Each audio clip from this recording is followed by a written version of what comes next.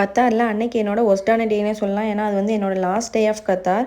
அன்னைக்கு சூக்கல் வக்ராக்கு தான் வந்திருந்தோம். கார்லாம் பார்க் பண்ணிவிட்டு அப்படியே அங்கே இருக்க சூஃபி மந்தியில் சாப்பிட்டு வந்துடலாம். அந்த டே கொஞ்சம் மெமரபிளாக இருக்கணுங்கிறதுக்காக தான் நாங்கள் வந்திருந்தோம். சூஃபி மந்தி கத்தாரில் ரொம்பவே ஃபேமஸான பிளேஸ். நாங்கள் வந்து டைம் பார்த்தீங்கன்னா ரொம்பவே க்ரௌடியாக இருந்துச்சு. ஃபேமிலி ஹால் எல்லாமே ஃபுல்லாகிடுச்சு. ஸோ வெளியே கொஞ்சம் நேரம் உட்காந்து இருந்துட்டு டைம் ஸ்பெண்ட் பண்ணிவிட்டு அந்த மெனு எல்லாமே செக் பண்ணிகிட்டு இருந்தோம். எல்லாமே வச்சுருந்தாங்க. அரபிக் டிஷ்ஷில் ஒன்று விடாமல் எல்லாமே கிடச்சிச்சு.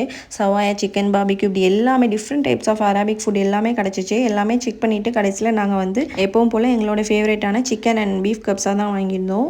நாங்கள் 2 பேர் தான் இல்லையா, ஸோ வந்து ஒரு சிக்கன் அண்ட் ஒரு பீஃப் கப்ஸாக வாங்கியிருந்தோம். 2 பேத்துக்கு அது தாராளமாகவே இருந்துச்சு. ரைஸும் கூட அன்லிமிட்டட் தான் அங்கே. ஸோ அப்படியே நாங்கள் வந்து எங்களோட டின்னரை கம்ப்ளீட் பண்ணிவிட்டு பக்கத்தில் இருக்க ஒரு ஷாப்பில் போய் ராஸ்பெரி டீ வந்து சாப்பிட்லான்னு சொல்லிட்டு கிளம்பிட்டோம்.